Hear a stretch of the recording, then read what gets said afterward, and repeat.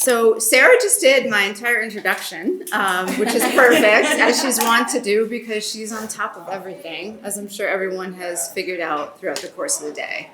So thank you. The point of this panel really is to reflect on what you've heard and what we've talked about throughout the day, and look toward opportunities for meaningful and lasting change. Those words can sometimes sound empty, but I'm hoping we can talk about what change looks like in concrete, real terms that center the voices we've heard today and center the people who are the reason we're all here, which is the youth that maybe shouldn't be coming into contact with our system, but do. So you're going to hear again from people you've heard from today. I'm honored to be here asking the questions. I won't introduce them any further except just to start. And we'll start with Mary and say what you've heard a lot today. What really resonated with you? What are some of your core takeaways? It's always great to hear from people with lived experience, because I kind of live in a world of not academia, but I read a lot, I'm up on the research, that kind of thing. And I do look at reports all the time, and I hear about cases, but those cases are actually human beings, right? Mm-hmm. And so being here today and being able to listen to KJ and Kevin, and hear their stories and be reminded of the things that are really important is really impactful.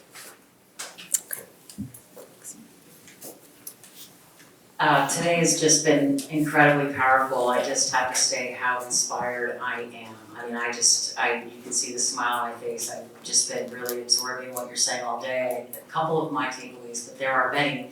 I'll just name a couple. One is just the critical importance of bringing together a community.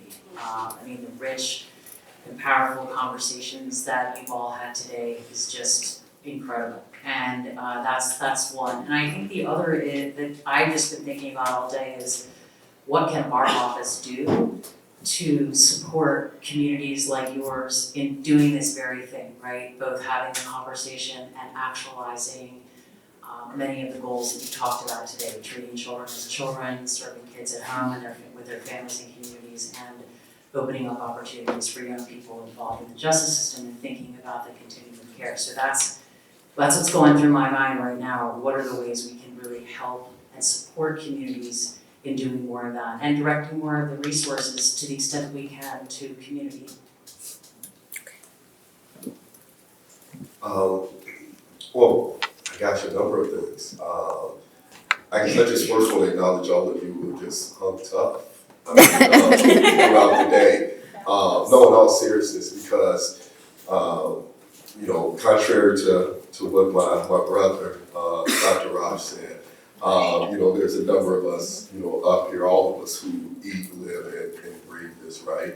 I tell people all the time, myself being a black man, I know every time when I go home and take these suits and things off, that I'm subjected and susceptible to the same thing that any other person who looks like me who is out there. But again, I'm proud of all of you for hanging tough, because I know some of these conversations aren't easy, right? I know probably at times when some of us say things, you might feel like, man, are they talking directly at me? Did I say something? Did I give it away? So again, I appreciate you all in your collective voices.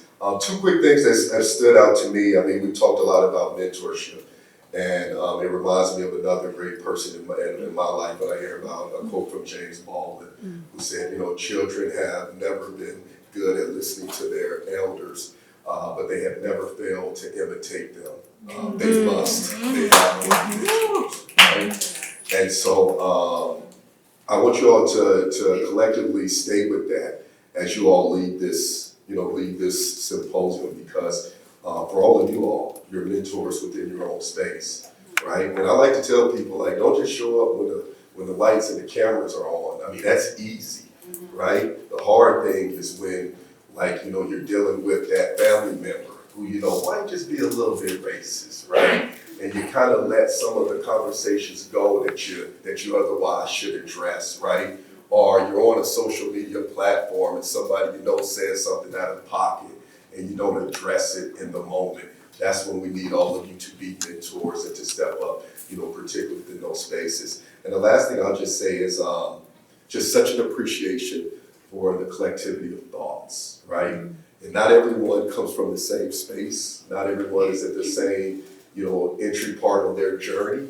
But as you see the array of differences, there's so much commonality within that. And so I also want you all to hold on to that, because that gets to what we talked about. Hopefully we can get past a point of start thinking about, those youth over there and continue to appreciate them more so as ours. And that becomes more respect and appreciation for our differences. I've been really grateful to be here. As a policymaker, I just try to inform myself so I can be a good advocate. I know this is an issue I care about, but you are all the people who are working in this field and have dedicated your careers to this area, so thank you. Also, just want to point out that we have a statistically higher than average affinity for amazing shoes in this group. I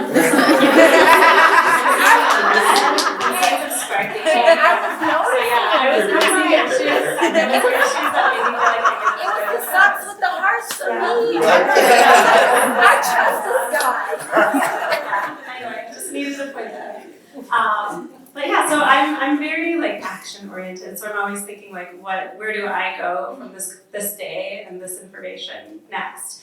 And I just want to repeat again Bo's statement about harm reduction on the way to abolition. I just love that. The system, I'm being recorded. Well, I'll say it, whatever. The system should be burned out. It's terrible.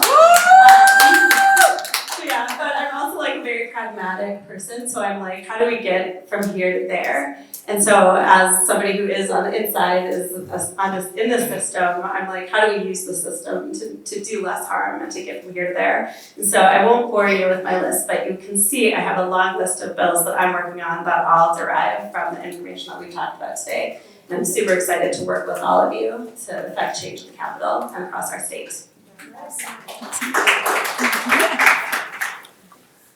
Takeaway for me today, just a sense of optimism, and the fact of realization from a lot of folks and people in position to make the change that the realization that retribution, punitiveness does not make our community safer. Does not make us safer. Does not give youth a chance to develop. But when we're talking about wraparound services, when we're talking about support, when we're talking about mentorship, when we're talking about collaboration between cross sectors, this is what gives our youth opportunity moving forward. This is what gives folks, we're talking about numbers, percentages, cold hard facts that show that when we use these practices, we get much better results. And so just the realization of that and that being shown and that being uplifted and there being a platform and a pedestal for that to be up on now gives me a sense of optimism to see that because we did this in the past and we realized it didn't work, we don't have to continue to be stuck in that and be stuck in those ways. That there is a path forward, there is a way forward. There are folks that are that are being change makers, and that are being also put in a position and having their work uplifted for us to work collaboratively. Thank you all for that. If we can take that sort of sentiment and maybe KJ can just keep the mic here.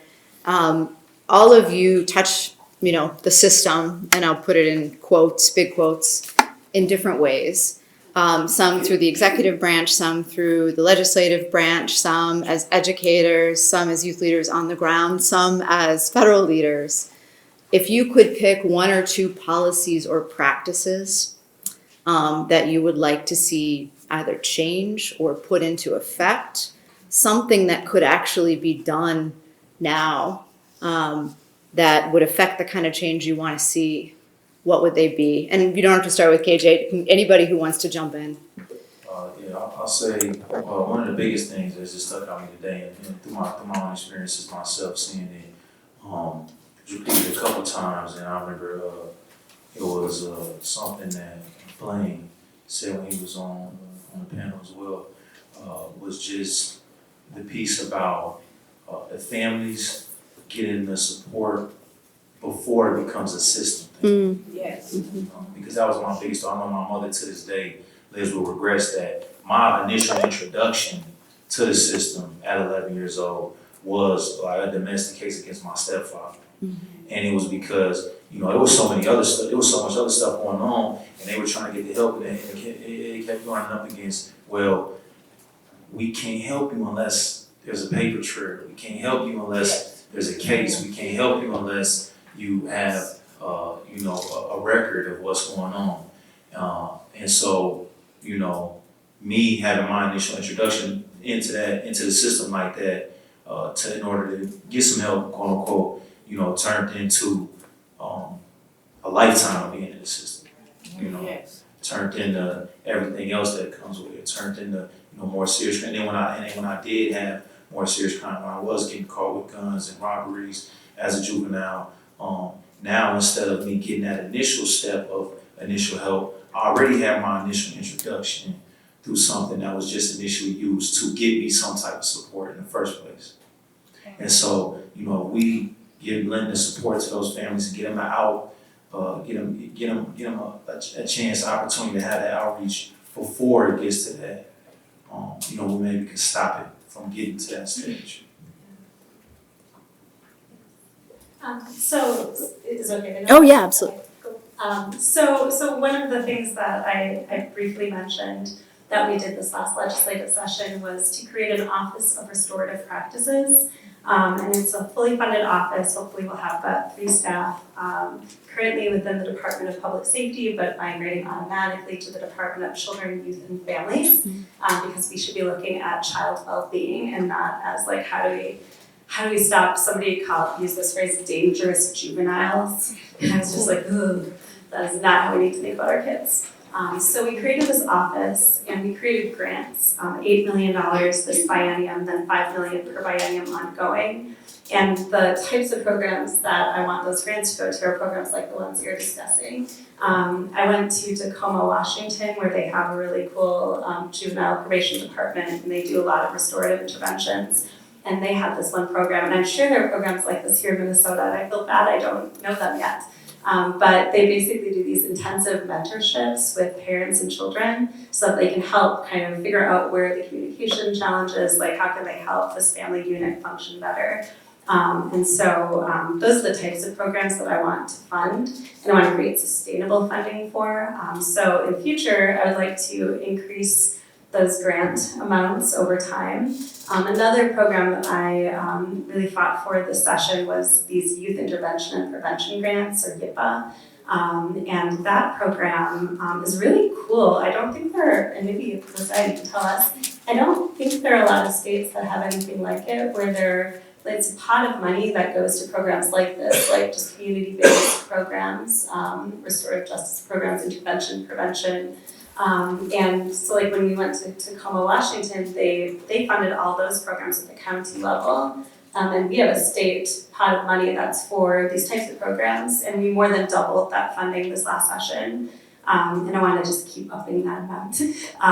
And so I guess my general vision, I have a lot of technical things on my list here that we can talk about at some point, but my general vision is just increasing the investments that we make in those community-based programs and intervention, prevention, family supports, because I feel like that's where the state can make the most strategic investments, and we can have, a better, more humane, more impactful system. I'll just, before I mention mine too, I guess what this question also raises, and I just want to make sure I'm giving people their roses while having an opportunity to. But when I think about two policy or legislative things, it makes me think about the marathon that we've been running for almost a decade now. So when think about Perry, Katrina, Malenka, Sarah over there, there's a number of things that we have been successful to get done recently. I'm not sure everyone even knows about. since we've been on this marathon trying to get stuff done at the Capitol, you talk about how long it takes to get things passed, right? And I mean, everything from doing away with indiscriminate shackling, you know, of youth now when they go into a courtroom.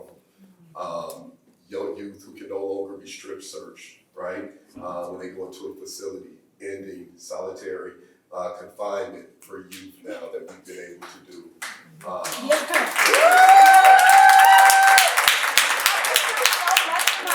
I forgot they did that to me when I went to JDC. As soon as you said strip search, I just remember being in that stall and passing my clothes under the door, and I'm like, this is crazy. All I did was get caught stealing food. Like, And I appreciate you saying that. I hear you because if you think about the juvenile age of delinquency here in Minnesota, that's 10.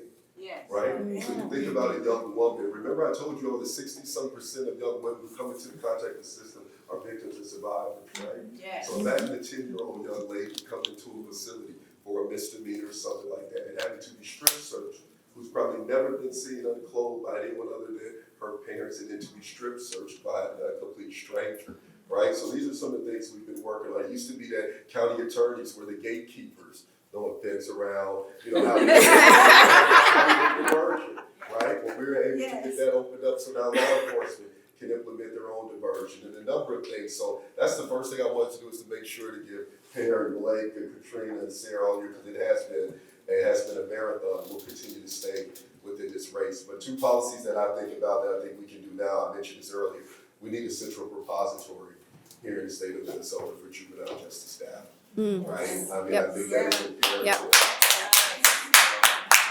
And one of the other ones that we also introduced, that we talked about, and we'll see what gets done this session, is looking to raise the age of delinquency.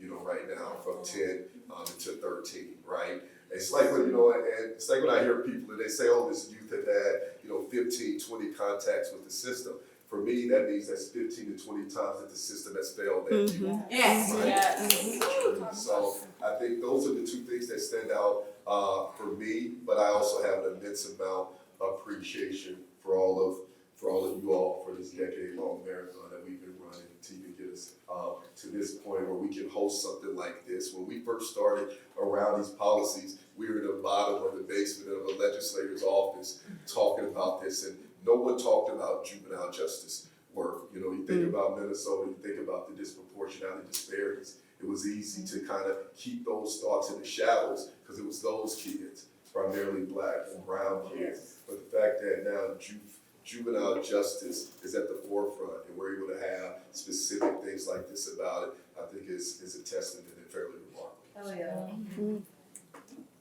yeah. So on your data point, our sister agency, the Bureau of Justice Statistics, BJS, they actually have a grant program for states to apply for funding related to their data systems. So I hope you'll take a look at that.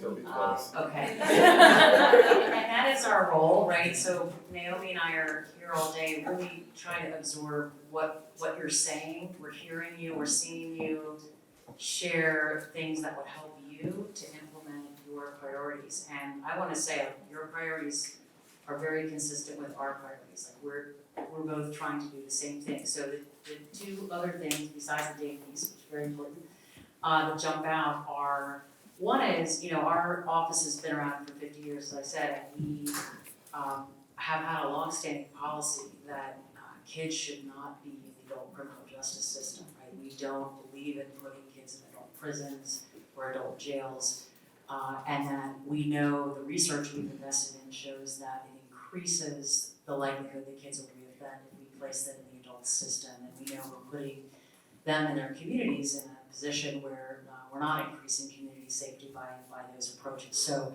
we want to do everything we can to incentivize moving away from that. So thinking about how do we provide resources to do some of the things on the front end that you all were just talking about.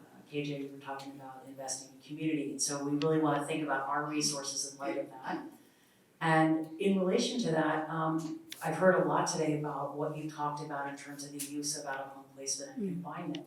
And we also know that what the research tells us that when you place kids, you take kids away from their families and communities, you're actually increasing the likelihood that they'll reoffend, right? You are actually doing something that doesn't promote community safety. You're ripping kids away from their families and communities and making it harder for them to grow and thrive. And so we really have a choice here about that.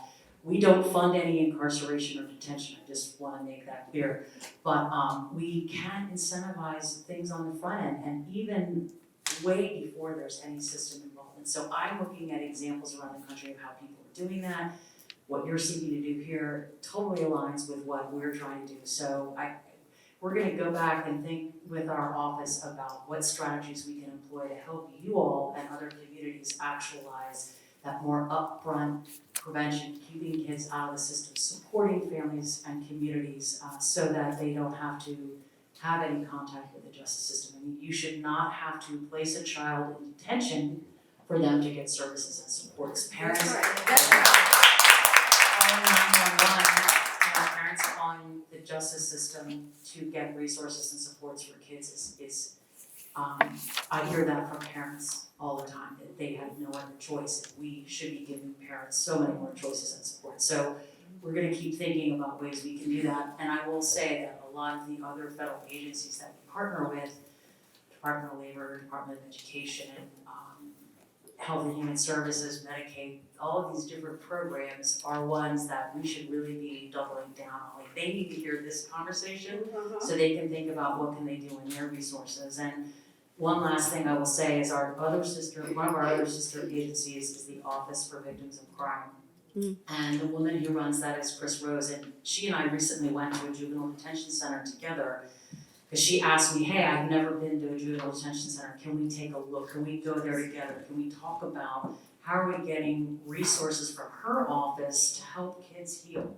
So we've engaged in a partnership there, and I've heard a lot today about ways we can try to strengthen that. So I'm taking a lot back, and thank you for that opportunity to really learn from you what's needed, because that's how we need to take our next steps. When I was campaigning for this office, I had about an hour-long conversation with a woman who had been carjacked. And she had driven into her garage, her kids were in the car. Your neighbor? Yeah. Yeah. And the people who carjacked her took her purse, and obviously they knew which had her keys in it. And the whole conversation was trying to minimize what had happened to her. And she was saying they looked really young. And she said, I don't want them to go to prison. I didn't want them to go to prison. And then she kept minimizing what happened to her, and I kept saying, you don't need to minimize what happened to you. What happened to you is incredibly traumatic. And we can hold that and also think about what works for the youth who did this. And one of the things she said to me was that she had gone and done a TV interview. And at the very end of the interview, she had suggested that she didn't want these youth to go to prison.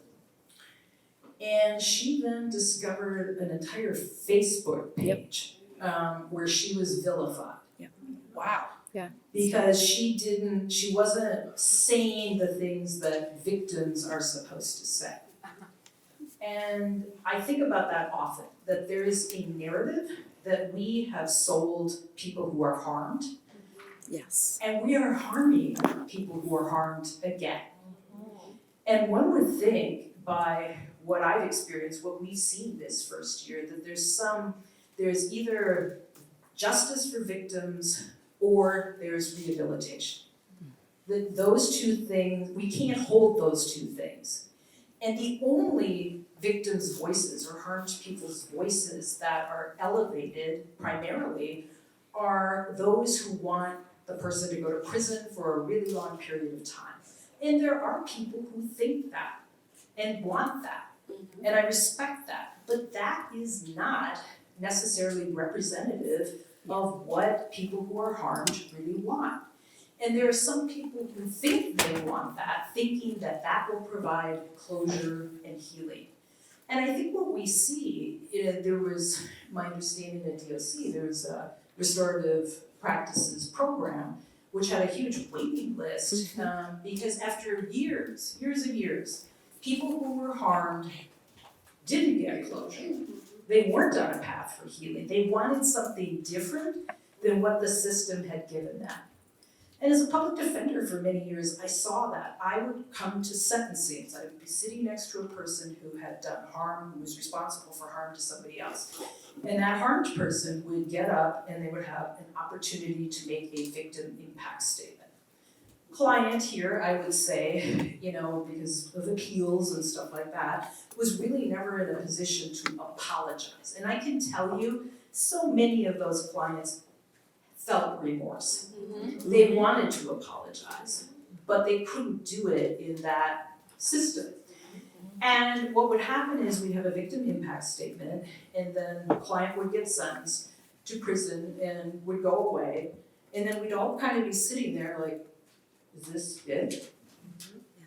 And none of the questions that the victim had, the harmed person had, were ever answered. Like, why did you do this to me? Did you target me? What is it about me? And the number one question, and when people who are harmed are asked, what do you want to see? The number one thing they say, I want to make sure this never happens to anyone again. And I guarantee you what we've done in the system is to guarantee that it happens again. Yes. So we need to change this narrative. We need to change this narrative.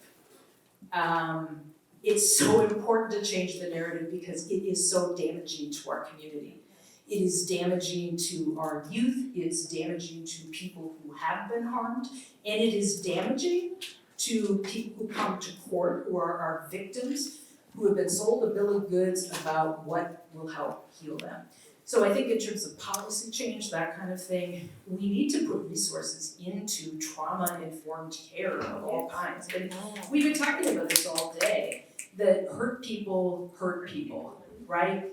And if we're not helping people who are hurt, they may very well go on to hurt other people. And so we need to do a much better job of helping people with those resources, so that we can see fewer people lashing out and hurting other people. And what's interesting to me, I just thought this popped into my head, I get criticized a lot. People say, yeah, I get criticized. Full stop. Full stop. I spent my entire first year in office. So, but one thing I hear is you are a prosecutor, you're not there to prevent crime. And what's fascinating about that is people who say that or think that have never been the victim of a crime. Yes. Because I can guarantee you, having been the victim of a crime myself, every victim of a crime who's harmed would rather that never happened. Yes. Because you cannot repair that. So that's just a pitch for trauma-informed care, much more resources to help intervene, more resources for those people who are harmed so that they can get what they actually need, which isn't what the system offers. And I will say, because I see a lot of our staff here, and I want to say, I feel like our staff as a prosecutor get put in this position of, here, deal with this, right? And we're interacting with harmed people. And what tools do we have to help them? And thus far, it's been prosecution. I mean, we can divert, that kind of thing, but it's never satisfactory, it never feels good, and it's very hard for people in this work to want to do different things. And I know people want to do different things, and so we need to have those resources available. Here, if you, one of the policies that I forgot, I'm gonna let Harris speak to. No, you go. Was juvenile life without parole, so if you wanna touch on that. Oh, okay. Wait. So I'll make a quick comment. I'll mention that, which is a bill that is one of our 10-year bills that Representative Feist actually carried for us and got across the threshold. But, not for us, not remotely about us. I just wanted to make one comment from what Mary just said. And it's a perfect springboard. I mean, one of the things that I thought about listening to Mary and Representative Feist and sort of thinking about all of this is, you are political leaders, which means that you are elected. I mean, that is how we do things. We elect our prosecutors. No other country in the Western world does, by the way, which is an important distinction. But, part of the issue is Mary is here trying to do things differently. And the pushback has been remarkably intense, and I could use all sorts of pejorative words. And one of the things that continues to bubble up in this country over and over again is that fear sells. That politicians capitalize on fear, they drive wedges, and frankly, they do it on the backs over and over again of Black and brown people. And they have for decades, they have for hundreds of years. So one of the questions I have, and I'm not going to call anyone out here, but people who are complicit in this are also those who write stories about it all and who choose what they're going to put in print, because there are plenty of people that I know who feel like they don't have a stake in the youth justice system because they've never intersected with it, because their kids aren't overly surveilled and arrested, et cetera, but yet have a very strong opinion about danger and fear. And they generally look a lot like me. I'm just going to be candid. Not exclusively, though. And that's a problem, too. We can't make that generalization either. But one of the things that drives it, and I hear it all the time, is there are so many stories about what these kids are doing. There are so many carjackings. There are so many, whether it's Nextdoor or our newspapers, that spin it and spin it and spin it. They tell episodic stories about individual cases. They never take a thematic approach to talking about the good stuff that our youth are doing. And if anyone here is in the media and is listening to that, I know what sells. If it bleeds, it leads. But it is destructive. It's deeply corrosive. It's inaccurate. And it is driving and perpetuating the wedge that has been one of the worst aspects of our society. So jumping off point, I'm not going to do juvenile life without parole, except to say we did finally pass a bill after 10 years to abolish it in this state, which, is great, but it's kind of ludicrous that it took us 10 years when 25 states were way ahead of us. And we've done it, and the proof is really only as good as the implementation. So until we have children coming home, it's just a bill. So pivoting to what you just said, and I'll start with Mary, prosecutors have this all-important role in our system. They do. It's how our system works. But they generally only have what we call sort of blunt tools. And this is an important question from the audience. What do you think is the role for prosecutors in making some of the critical changes, whether it's narrative shift, whether it is, actual policies that we think will benefit youth, whether it's undoing harm? And it would be great if we weren't constantly in the posture of playing defense and undoing harm. If we could actually remake what it is we want to see. But what role do prosecutors play? Prosecutors have a huge role. I've always said prosecutors are the most powerful entity in the system, much more powerful than judges, defense lawyers, because we have the power to charge or not charge. We have the power to decide what to charge. We have the power to ask for specific things. And I want to pick up on something that Perry said, that I didn't realize how challenging this would be. I'm actually in a fortunate situation. When I was running for office, I kept saying, I'm not a politician, I'm not a politician. And people would say, yes you are, yes you are. And so I was finally able to refine that in a way where, yes, I am an elected, I'm a politician, but I am not going to let political expediency stand in the way of what we do. Good job. That, I'm very proud to say after a year, I've done. And there's been nothing harder in my entire life than doing that. So what I wanna say to all of you, I see this all the time, there are 87 elected county attorneys in Minnesota. I see it all the time, there's an array of people who want to do other things, but the pushback, I could never imagine. I'm just gonna be real here, I have security. I get death threats. That's awful. And it's primarily because of the coverage of the things that we have been doing, which doesn't present to the public the why. I mean, I've been sitting here all day thinking, well, this is all normal, this is research and everything like that. How many of you have actually seen what we're talking about today out there in the media? Outside of an op-ed. Outside of Perry's op-ed. Well, Sarah's op-ed. I mean, and Sarah's op-ed. And Sarah's op-ed. Sarah's op-ed. So here's a huge issue, like I'm not running for anything else, okay? This is, I came out of retirement to run for this position because I thought I could make a difference. And so I'm immune, I would like to say, to political pressures, but it's hard.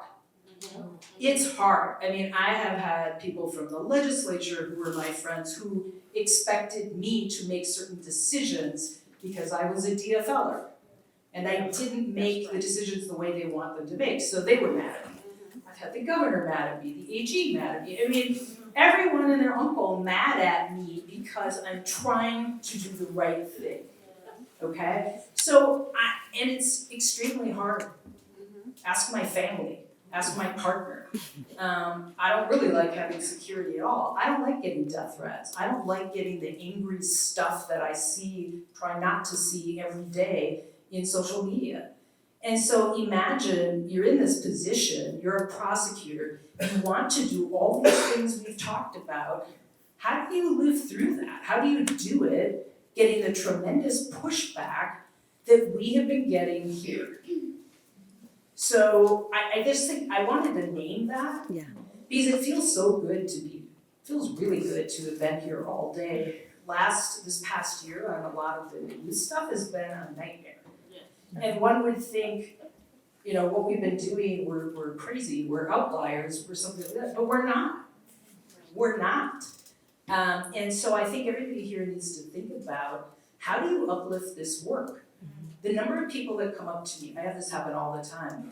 Unfortunately, I get recognized everywhere I go, and a lot of people come up to me and they do say, I support your work. I support your work. But people don't speak up. Yes. And part of that is fear. Who wants to speak up? I mean, this poor woman who got carjacked said what she wanted as a victim. And the next thing she knows, she's vilified on Facebook and Nextdoor and all that kind of stuff for saying what she needed as a victim. So I understand why people are afraid to speak up, because you put yourself out there and, you know, the consequences are a lot. So I'd ask all of you to be thinking about what you can do to help this work, help promote this work. If this is what you think we should be doing, help, support. Like you come to this, which is wonderful. So now you have, if you didn't before, have a lot of talking points and information to take away with you to talk to your circles, your neighbors, all the people that you know about why this is important.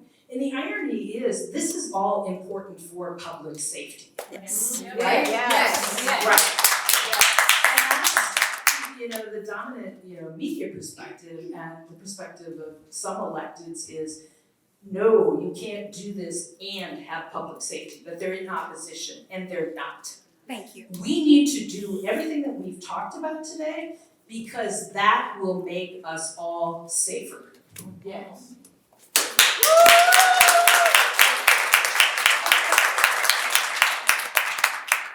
Just to highlight a couple things, in terms of the role of prosecutor, I think that what you just exercised today in terms of being a convener and bringing people together is a really important role, because it is a leadership role within communities. And that, I think, is just shown by the level of participation today. So to me, it would be important to continue to build the kind of stakeholder engagement and involvement in knowing what's going on in the community, because the elected official is a reflection of the community, right? And it is important for people to know.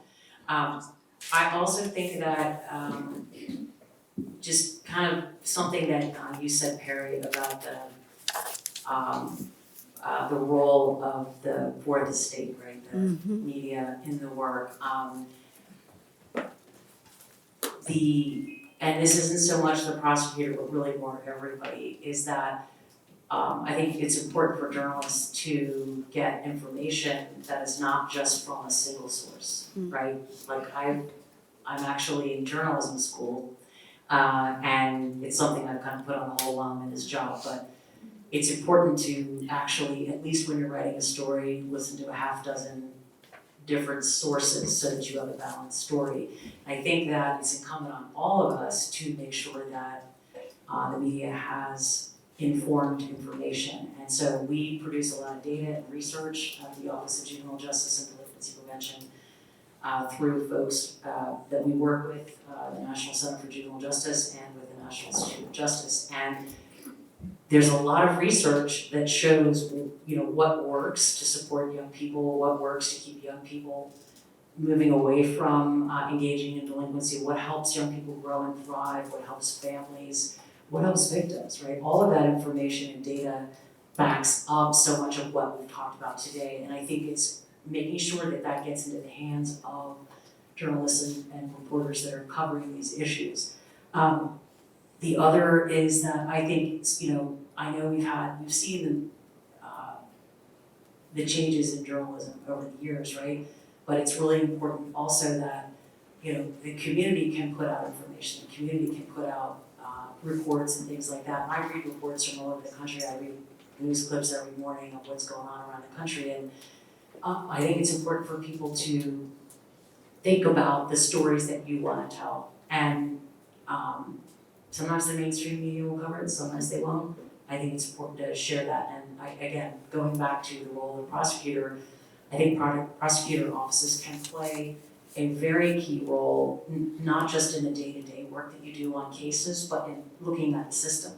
One thing that concerns me, every day I get these news clips, it's about a dozen or so highlighted clips from jurisdictions all over the country, and I see the harms of incarceration.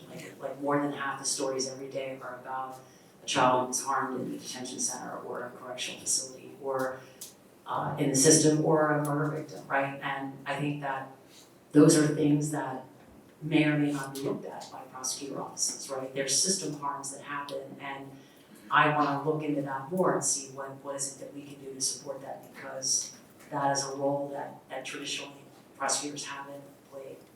So just add that. I'll make this brief. One of the things that I always like to remind people is that change is inevitable, growth is an option, right? And in this historical context, we talk about prosecutors as administrators of justice, right? I think my advice and the way I see prosecutors is to continue to grow within that frame of justice and who you are seeking justice for. And I think that is the role of a prosecutor, is to continue to grow within that space as you administer quote unquote justice, right? And that means understanding the collateral consequences for those who you do choose to charge and what you choose to charge. The understanding that the voice of victims is paramount within that framework, but yet it's still a prosecutor's job is not to also work on behalf of victims, right? It's to make sure that their voice is also heard within that framework. So for me, I think the role, when we talk about our county's attorney prosecutor, is to continue to grow within that space of administrative justice. As Mary was speaking, I was thinking about how much harder it is for you, because it's specific individuals, specific people who've been harmed, and you're being principals in taking your restorative approach to sentencing. Whereas at the legislature, we can take this 10,000-foot view And a lot of it is giving money out, and everybody likes it when we give money to things. We do have kind of a different type of dialogue at the legislature, but I do think that it was remarkably affirming and positive. All of the presentations that I had to committees on the restorative practices bill were really positive. Where Republicans had questions, they asked them thoughtfully. They asked for specific examples of things. They asked, one of my Republican colleagues asked to, have a tour of a restorative justice program. He wanted to experience it in Yale and Madison County. Did a virtual tour, and it was very well attended by legislators on both sides of the aisle. And people were asking good questions. We got a lot of information, just a lot of really good examples from volunteers and people who participated in the program. So it was a really good way to lift up restorative practices and the power they have. And I thought one really amazing moment, and it sounds like this individual, they've had their own journey, but anyway, the county attorney in Yale Madison County just was really eloquent in talking about how hard it is for the system to give up that power to this open-ended process, to give that control to community and say, you decide. And so I think showing that, across the state of Minnesota, many different communities can embrace restorative practices and see the positive impact, I think was very enlightening for a lot of my colleagues. And I work with the Office of Collaboration and Dispute Resolution, which is within the Department of Administration. We are so lucky here in Minnesota. We have this whole office that just helps us de-escalate things. If you're ever oh my God, my homeowners association, blah, you can just call them and they'll be oh yeah. So in case you didn't know about them, they're amazing.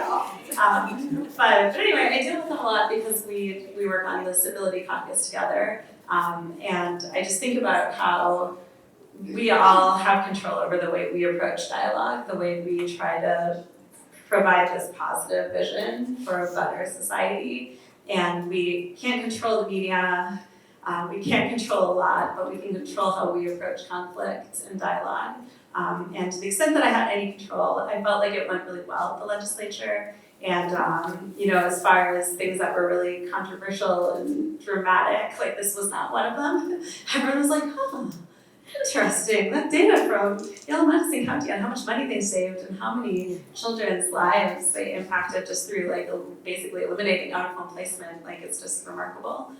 So I see a positive future where restorative justice is something that we can just all get behind. I don't remember if it's Danielle Surratt in her book, but somebody was saying that one day restorative justice will be like mediation. We just turned a corner and we're well, yeah, mediation if you can. And so it'll be restorative justice would be the default. And we would only go to the other more punitive systems if we aren't successful in a restorative approach. So anyway. When thinking about prosecutors and the importance of their role, first thing that comes to my mind is with the incredible power that they yield, it comes incredible responsibility. And that comes with responsibility to uphold a moral compass and integrity, of which I think sometimes becomes construed. And I say that in the sense of it's sometimes it's harder to do the right thing, and the right thing being that sometimes sensationalism is harmful. And to touch on that point about the media, we get this sensationalism. You got this big case, and the public eye. It seems like they're shifting it towards a certain outcome that's expected. And even when you look at the facts of the situation, and you've got something in it that has questioned the integrity of it, it's the responsibility to pull back if that's the right thing to do.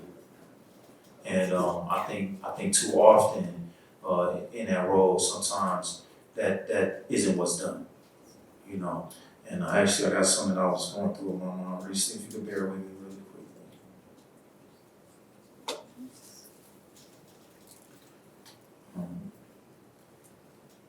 And okay, it's the concept of noble cause corruption, right? And the concept of noble cause corruption, being that it can happen when police lose sight of their real role as investigators. Detectives stop trying to solve the crime and instead focus all their energy on providing and proving the culpability of a single suspect because they believe they are doing the right thing. It's not that they're trying to frame you, more that they have this total faith in their own ability to know what really happened. When you throw confirmation bias into the mix and their desire to ensure the suspect doesn't walk away scot-free, they get totally focused on proving guilt rather than looking at the whole picture. It's one of the ways innocent people end up in prison. Woo! And too often in my lifetime, I've seen this play out, I'm encouraged, I'm optimistic about seeing, things trending in the right direction, some tough decisions, being made, right decisions, and trying to right wrongs of the past. We gotta not lose sight of the fact that, this happens, and this is real. So, with great, with great power comes great responsibility. I'll jump in with another question, but I think no one can attest to what you just said more than Marvina Haynes, That's right. who's sitting here. Actually, there's one person who could attest to that more than you. It's your brother. Yes, and also the other families that my organization advocate for, because it just doesn't stop with my brother.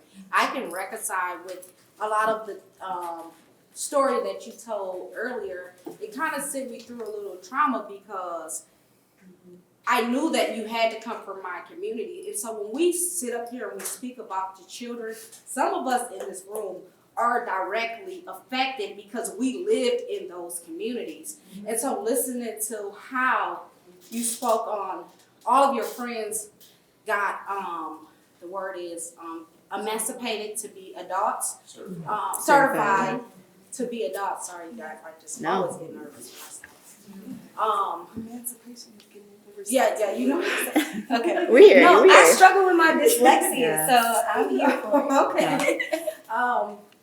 I experienced that. Everybody in our community went to prison for crimes that they may have committed or didn't commit, but they got these massive convictions.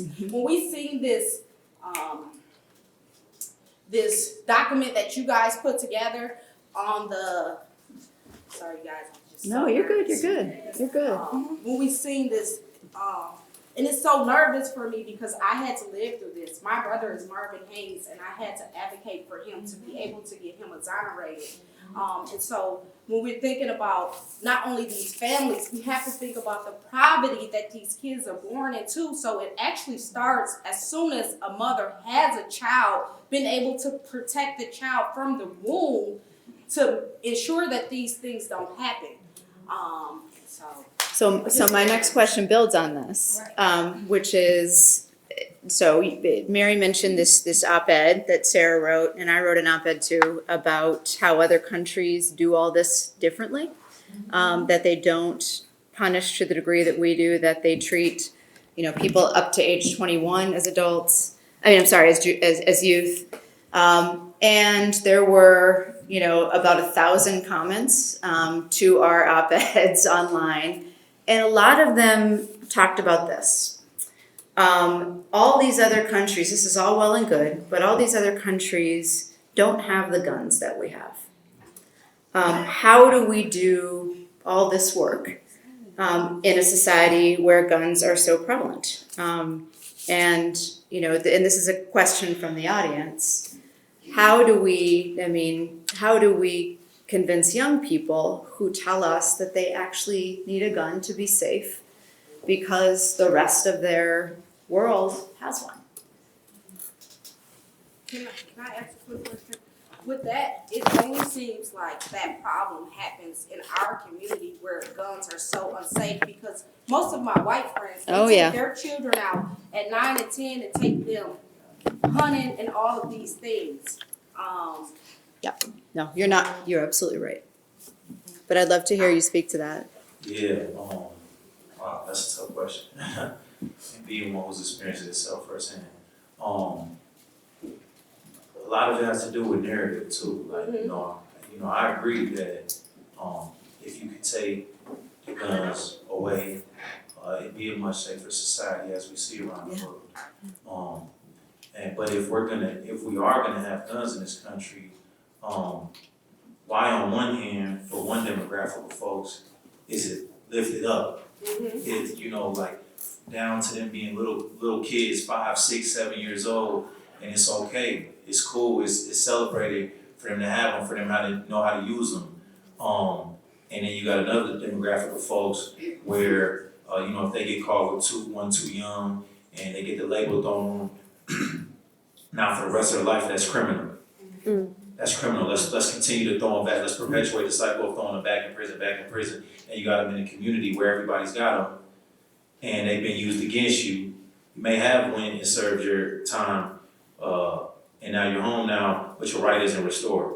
But we uplift the narrative, the push that we need to, you know, uphold this amendment on a pedestal, but for a certain demographic of people.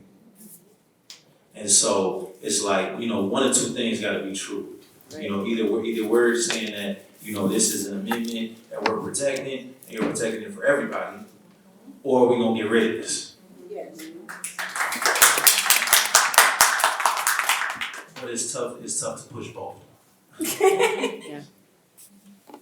So I don't know that I have an answer for this, but when I think about the types of programs that I want to support, I feel like they would still have an impact even in a world where we have way too many guns. One of the programs I'm thinking of is Older Options in Minneapolis.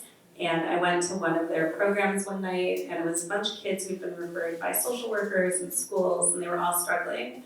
And we sat at night, on a weeknight when they might have been home or out and about causing trouble, and we all were taught how to draw comic book characters. And I drew Petty Tyrant, which I had been called that day, so that was my supervillain. But it was great. It was like this really affirming space. It was a safe space. It was a time when those kids might have been getting up to trouble, being out somewhere unsafe. And so when I think about the type of ways that we can intervene, we talked a lot about just intervening before kids come into contact with law enforcement, before they get into trouble. And I think those are the ways that we can systematically support youth and hopefully keep them out of the system, even in a place where we have way too many guns. Oh boy. There's not too many issues that I'm conflicted on. This just happens to be one of them. I know Mary mentioned my home state. I'm from Mississippi. You all right to be very racist that state. I'm conflicted on this because I come from a small town in the Delta in Mississippi where there's a number of my family members and friends who still live by the saying that I'd rather be caught with one than without one, right? If you think about the proliferation of guns that we currently have and how many of them are out on the street, how reasonable is it for us to really retrieve and get all those guns back? I also say this as someone who supports the second. It's not too often that I don't have a firearm on me. I'm also one who hunts. But you don't get upset about that because I've been more successful than our. But in all seriousness though, I think that the way that we have to address this, I think it's the same many concepts that we've talked about throughout this day, is being individualistic when we're looking at these certain situations. With certain young people who do have firearms, but I also think it starts before that, particularly in a state like Minnesota. And I think you started to touch on this. Why are we not starting more upstream when we talk about gun safety, right? Proper way of storage, understanding that guns are going to be around, whether you're walking around with a 22 gauge or a shotgun, or you run around with a 9mm or a 380, right? How are we still talking about understanding that guns are going to be on the streets particularly and more often than not, unfortunately, in our more marginalized communities where they are used. Some might argue in ways that they shouldn't be, others might argue in ways that is safe for me and my family. So understanding this, why aren't we putting more of a push again to talk about gun safety and these type of measures further upstream with young people, knowing that they are going to be more susceptible to either coming into contact with someone in a gun, being a victim of gun violence, or being around guns. And again, this just gets back to following. We do a lot about talking about research and data and all these things to start following those concepts. The research will tell you that the more that people are exposed to the safety measures and things, it decreases the likelihood, again, that they will use one in an appropriate way. And then again, also goes back to something I know we've touched on too, is understanding that who is more likely to be a victim of that, right? Which is unfortunately more often than not people who look like me, right? Yep. In all honesty, people who look like me, when we walk out this room, stand a far greater chance of being a victim of gun violence than any two of my colleagues and friends who are on the side of me. And so I think, again, as we talk about, again, the role of prosecutors and others, is understanding these things that we know to be true. And not that it necessarily has to guide your decisions, but it should at least put context into the decisions that you are going to render. We talk about diversion, and someone mentioned this earlier. Why is it that it can only be for this specific fence and it can only be introduced only once, right? Why are we looking at increasing that, particularly when we know youth having guns and coming to contact with one who potentially might have one is going to be quite prevalent within society? Again, I say that as I preface this by saying, understanding that this is a tough issue, and I admit my own confliction when I talk about the enormous amount of guns, many of which, and that's a whole different subject about semiotics and all of that, that aren't necessary, but just in general, it's not an easy conversation to have. It's a lot more nuanced than I think we give credit for. Yeah, picking up on the nuances, a couple of things. We recently held a listening session with young people from around the country to talk about how did they see safety and community safety? What was their concept of that? And every single young person in the room said to me that they felt unsafe in school, and they were, a number of them would bring a weapon with them, both to walk to school because they're walking from different neighborhoods, or to have that in school. And so one of the approaches that we are taking through funding that came down, I guess, a year and a half ago through the Bipartisan Safer Communities Act is resources to enhance schools' capacity to address violence in schools, and things like safe passages, helping kids get to and from school so they don't feel that they have to have a weapon, approaches that help with restorative practices in schools, things like that. So that's one area, but I think something that you said, Curtis, about young people being much more likely to be victims of gun violence, but like dramatically more likely, and the increases that we've seen, fourfold increase last year. I mean, just in the numbers that we're seeing, we released some research earlier in the year, which we can share.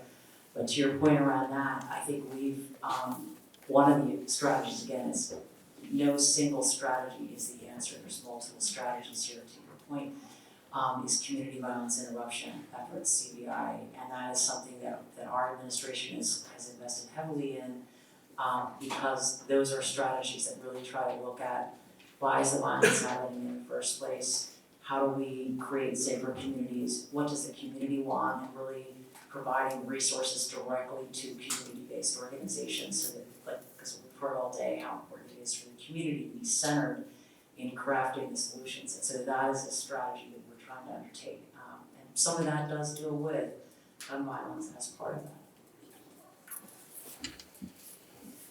I'll just say this, I think when we poll community people in this country, they want gun safety, and we just can't get it done.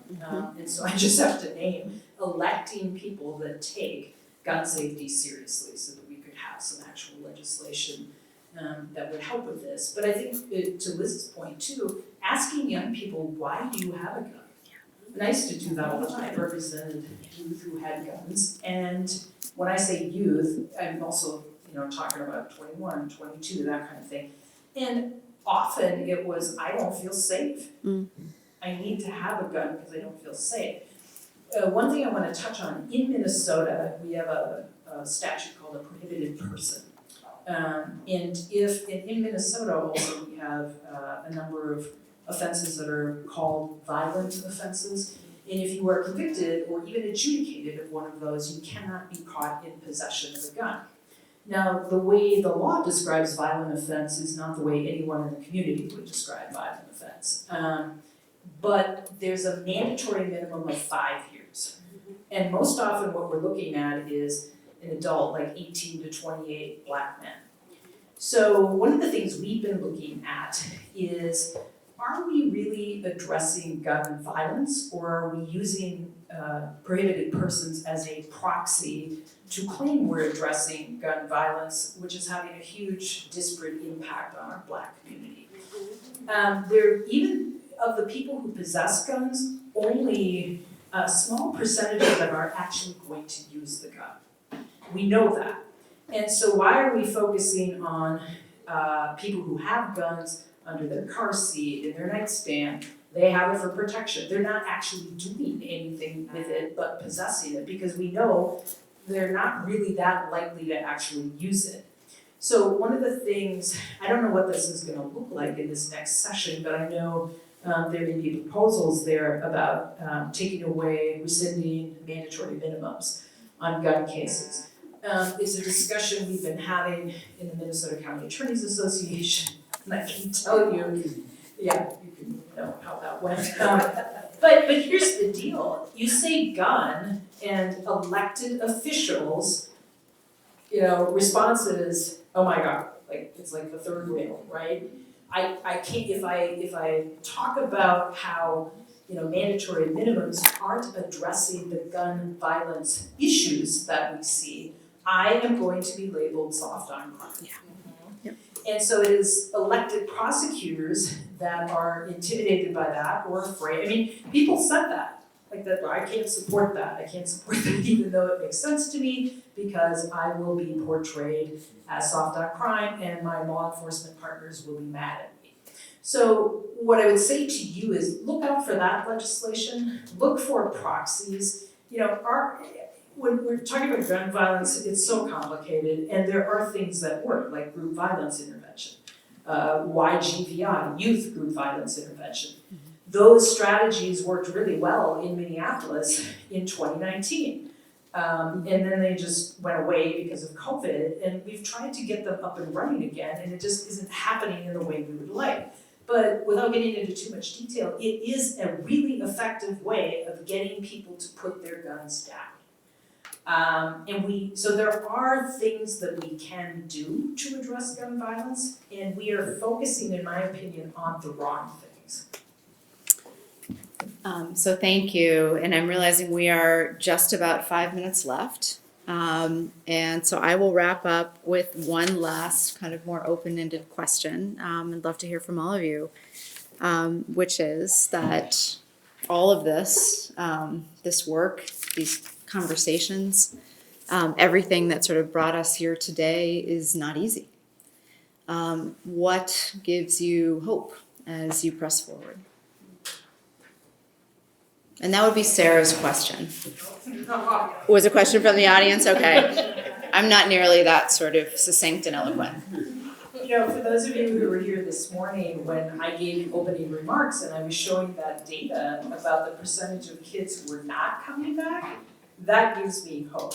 And I remember, and I forgot to mention this too, at the county attorney's office, we convened an event with our school superintendents and school board chairs out in Hopkins, and we were getting ready to start, and I looked out, we were right next to the cafeteria actually, and I looked over there and I was kind of like, how old are those kids? And they're the same ages, of course, they look really young, and I think about their potential. And I think about how much they have to offer. They're at the beginning of their journeys, or some, not at the beginning, they just need that assistance, right? And so seeing faces and seeing kids and being around kids just makes me really hopeful. And that's kind of what we've been talking about all day, right? Even youth that make, because we all do, impulsive decisions, even really bad ones, have the capability of change. And I know we didn't get to talk about this much today, but one thing that I have encountered my first year are these questions of yes, or people will say, yes, I believe in rehabilitating youth. I believe they can be rehabilitated, but not for murder. Hear that all the time. There's a line there that was right. There's something about that kid.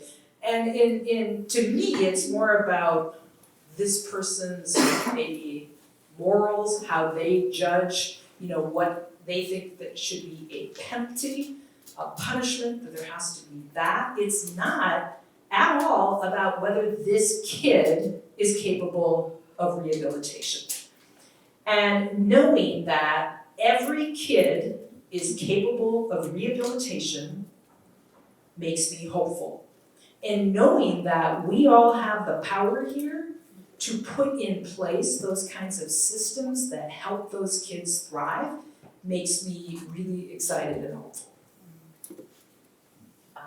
Very similarly, I think, hearing from young people, which I try to do as often as I can, and, they're the best quality control of what we're all doing. They're gonna tell us straight, like, you gotta do this or stop doing that, and because they don't know all of the research that we may have, they just know what they know from their experience, which is an expertise that we just need to listen to more. So it gives me hope, hearing from young people, but also a sense of urgency about the work. Their lives are impacted every day by what's going on, and it also reminds me again of the responsibility that I and others have, that we need to be accountable to the young people, right? Our roles in these kind of positions, appointed or elected, are that young people are counting on us to really be responsive to them. So it gives me hope. I mean, all the change that you've seen across the country over the last 60 years, even like the Civil Rights Act, this is the 60th anniversary of that. I think of the Freedom Riders. I think of young people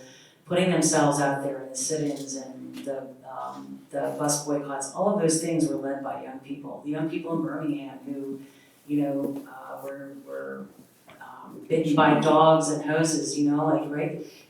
You know this, right? So you think about all that change happened because young people were out front, and we need to support them in this. And that, to me, that gives me a lot of hope about the future. The audacity of hope, huh? My 49ers give me hope, so shout out to the February 11th, oh man, in all seriousness though, two things give me hope, and it's kind of what you touched on, are young people who are not willing to take no for an answer, right? The voice, who are giving a voice to the voiceless, are young people give me hope, but also the dynamics and the reflection in this room give me hope. You touched on this, and I heard you when you say this, about the difference between being an accomplice and being an ally. For me, when the unfortunate murder of George Floyd, to me what gave me hope around that was not the people who looked like me who were out in the streets. It was the people who looked like you all who were out in the streets, right? Who weren't just willing, to be an ally, but who were willing to be an accomplice, right? Because if I'm just your ally, that's like, oh yeah, that's good, I support that. Yeah, let me know where I need to donate my money, I got you. But if I'm an accomplice, let me know where you're gonna be at, send me your location, I'm out there in the trenches with you. Yeah. Right?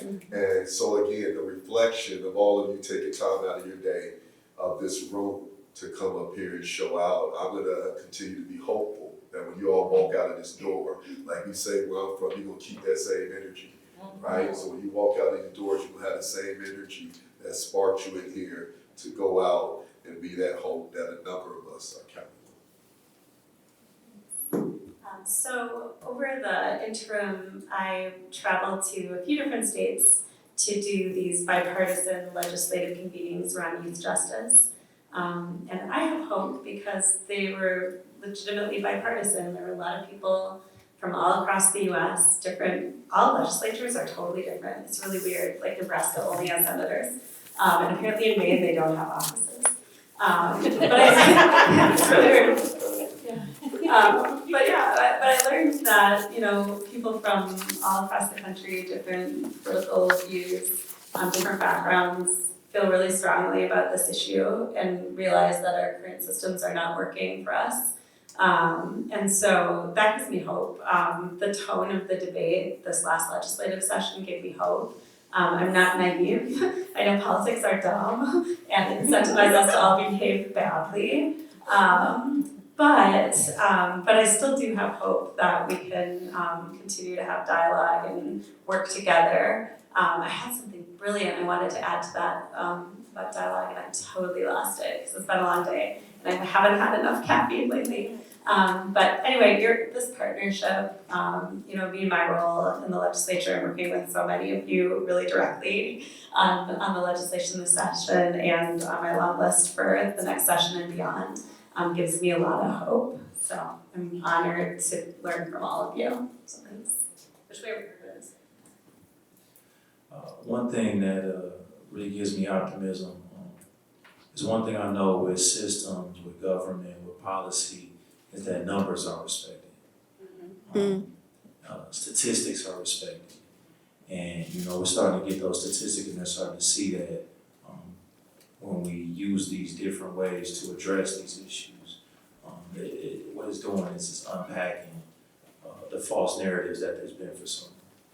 It's unpacking the fact that laying the hammer down, retribution, punishment makes any kind of sustainable change whatsoever.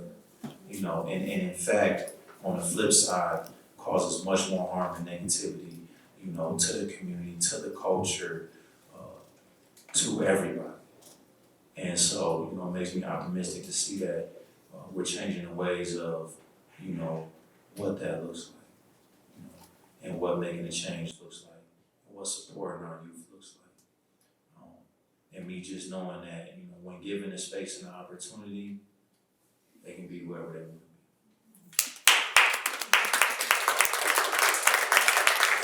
I think Liz has one last word.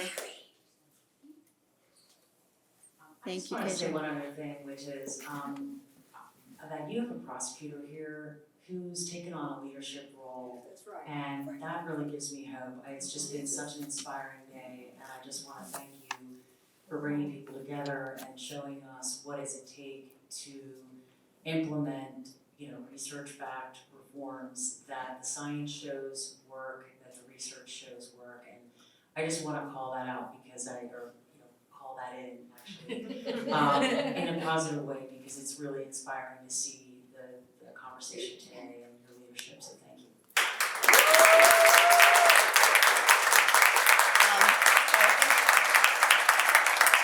That's it for our panel, and I'm just going to say one thing that's going to make Sarah unhappy, which is that Mary also has a deputy who is as principled, as strong, as authentic, brilliant, as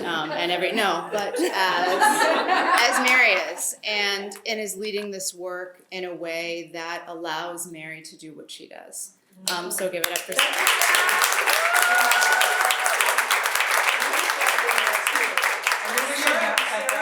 Sarah put this day together. She has worked so hard on this. She has brought, I know it's embarrassing. Please stop. Yeah, I know. No, but we do need to give shout outs to people that are doing the work. And I appreciate you so much. bringing all of this together, bringing our approach, and I can't imagine what this work would be like without you, so thank you. Yeah.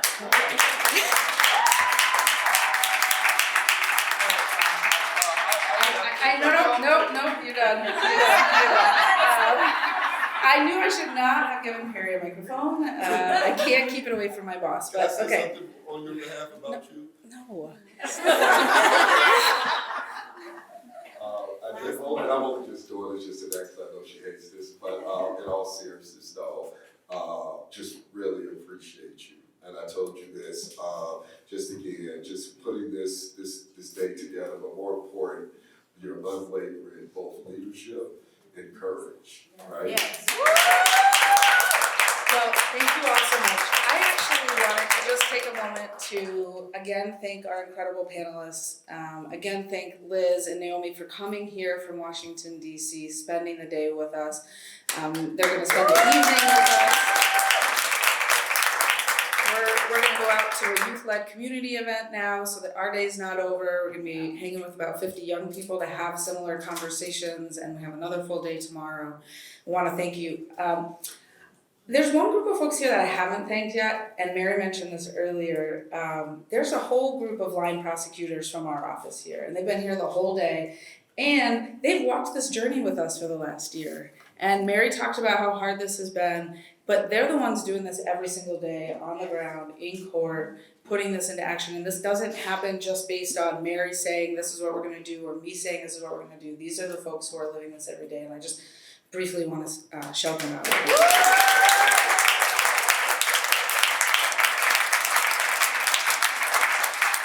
So as we close, we're looking towards the future. And for us, we're going to keep moving forward. We are going to implement practices that are research-based, evidence-based, that are going to improve outcomes for young people and improve our community safety. Those things can't happen without, they rely on each other. We can't have improved community safety if we don't improve youth outcomes.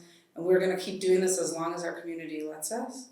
We're grateful to you all for being here with us. This day has been incredible. It's a dream to be able to have this many people in a room to stick with us throughout the whole day, and we're going to build on this momentum. We did have a slide up there, Josh. If you need CLE credits, it's up there, 499773. I'm going to email that out to folks. Please make sure you give us your bar number. But more than anything, please stay engaged with us. This is the first of many conversations, and we're so grateful to you all for being here today. So thank you so much.